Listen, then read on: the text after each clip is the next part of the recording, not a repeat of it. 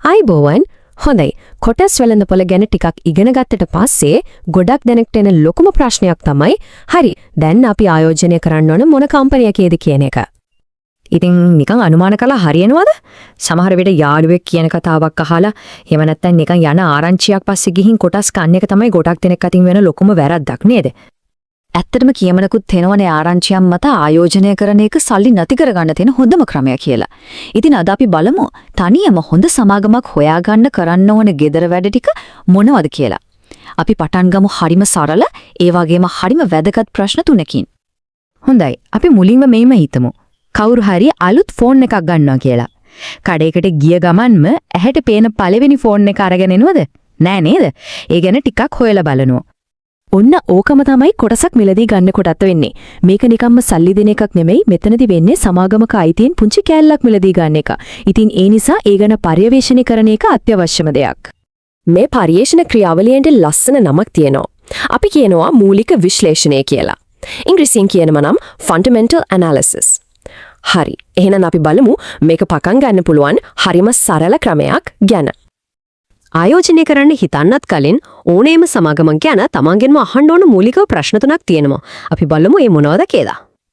මේක තමයි මේ තුනෙන්ම වැදගත්ම ප්‍රශ්නය.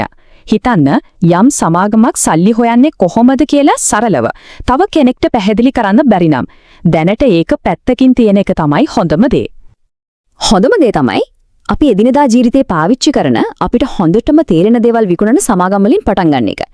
එතකොට එයාලා සල්ලි හොයන්නේ කොහමද කියලා ලේසියෙන්ම තේරුම් ගන්න පුරුවන්. දෙවැනි ප්‍රශ්නය.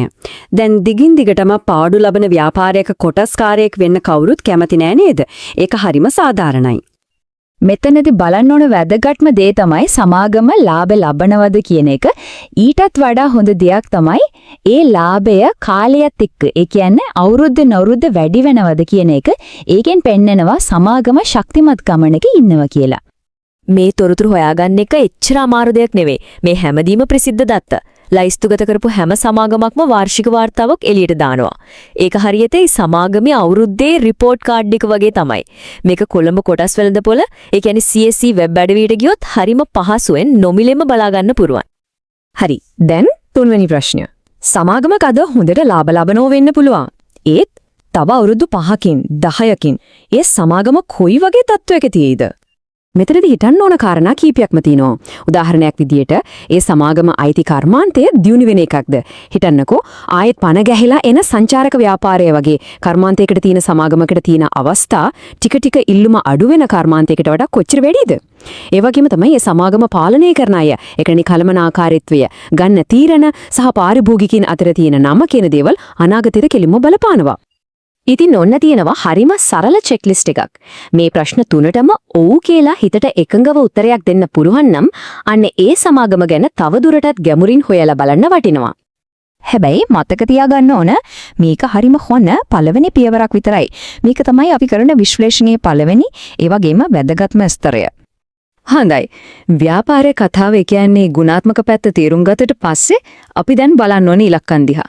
ඒ කියන්නේ සංඛ්‍යාත්මක දත්ත දිහා. ඉතින් අපේ ඊළඟ විග්‍රහයෙන් අපි කතා කරනවා PE අනුපාතය EPS වගේ මූල්‍යමය කාරණා ගැන.